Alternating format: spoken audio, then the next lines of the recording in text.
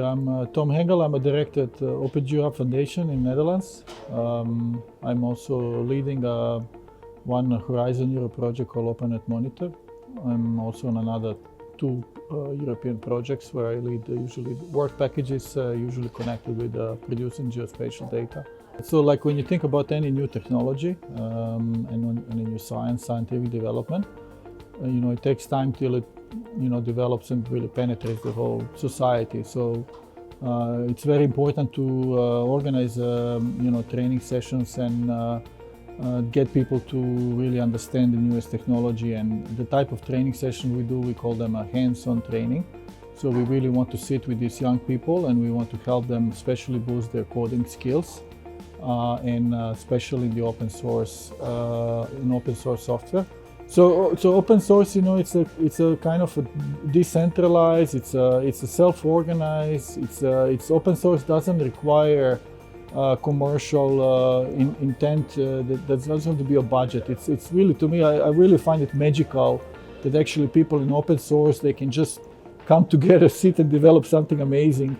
I mean, it's not always amazing. There's a lot of trial and error, but they can develop something very quickly without bureaucracy. Without any funding, etc.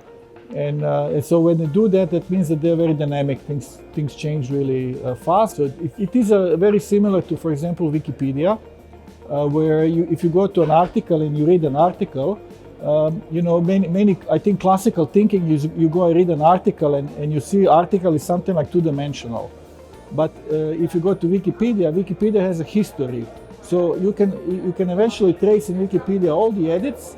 You can see how this article evolved and what was like 1 year ago and what changed. And also you have a discussion, you have a talk page on every Wikipedia page, and you can see what people discuss. And open source is very similar. So it allows you to see not just the two-dimensional, but you see this other dimension, which is evolution of the thing, and which you can even see how people make mistakes, how they fix a bug, etc. And this transparency increases the trust, because if you can see how the things evolve and how they were designed, then you can trust it because it's visible to you. There is no hidden tricks, there's no hidden recipe. So OpenLand Map is our flagship product, and it's our platform. So any global data product that we make, it's our platform to really release it there. And to make it more accessible to people, because it's a WebGIS, it has a little dashboard, so it's also for non-experts. So we started like really primarily to have something for our projects every time we have a global data product. Later on, we also noticed, okay, we have also lots of colleagues and they also make global data, and they ask us, can we host data in your platform? So we said, yeah, sure. So we also started hosting other people's data. It is primarily focused on global data. At the moment, we have 30-meter resolution. We have a land cover data set, 30-meter, going from 1985 to present. So people can see almost 50 years of land cover changes at 30-meter.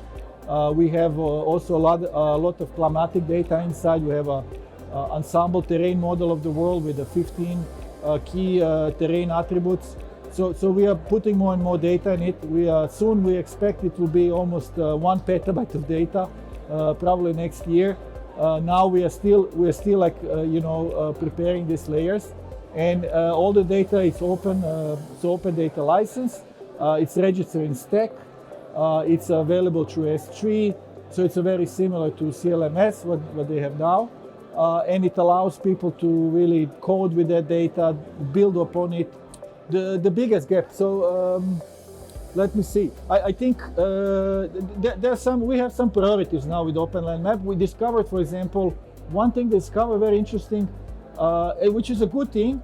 But today anybody makes a land cover maps almost, and you have for every pixel in the world, you have like a 15 to 20 land cover maps, and that doesn't include the national land cover maps. So you have this flood of ideas how to do land cover. And it's amazing. So, but what we discovered that it's a bit suffocating. It decreases the usability. So we are trying to reduce this complexity, because the users always, they don't need too much complexity. The best you can serve is like something straightforward and simple. Second thing is, for example, simple things like a data compression. and making data cloud optimized. We discovered many products that are not really compressed like in a proper computer science way. So we noticed that some products you can compress even 2 times more. So that's another thing that popped up, just a better compression and making data cloud optimized. And then the third thing is for example, people want to understand not just, we used to have like a static data. If you go 20 years ago, we produced one land cover product and they say, here's a land cover of Europe, But today, I think people they understand that actually more important than mapping land cover is to understand how much is the land cover changing and what are the drivers of land cover. So these are this time dimension. And I think many of these projects now, this time dimension is even more important. Actually, I would say probably the time analysis and the trends, they're more important than geospatial data. And so this is also coming up more and more in the project. And now the question is how you visualize that, how you optimize it, Usually, like for example, dynamic data, you need a slider, you need animation, you need a comparison 20 years before now. So all this type of functionality you need to add, and that helps increases usability of data, and people become aware and they start digging, they start looking for things.